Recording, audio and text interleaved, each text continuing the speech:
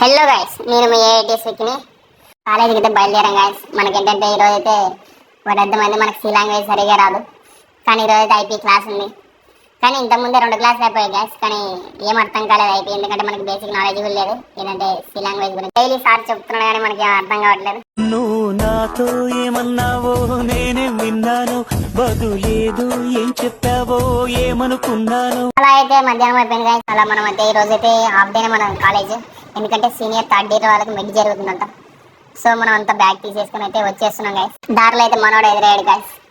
Bro ఇలా ఉంటే ఎలా అని అడిగితే మనోడు ఇలా రిప్లై ఇచ్చేసాడు మనకి. ఈ దేశంలో పక్కోడు పని మీద ఉన్నంత ఇంట్రెస్ట్ సొంత పని మీద ఉండదు జనాలకి. చిచి సంస్కారహీనులు. అలా బ్రోకి సారీ చెప్పేసి వెళ్ళిపోతున్నాం గైస్. ఎరోప్లేన్ వెళ్తుందని చూస్తూ అలా పిల్ల చేష్టలు చేసుకుంటూ వచ్చేసాం గైస్ పీజీకి. సరే గైస్, మనం అయితే రేపు కాలేజ్ వ్యూ చూపించబోతున్నాం. Follow for more videos guys. Bye guys.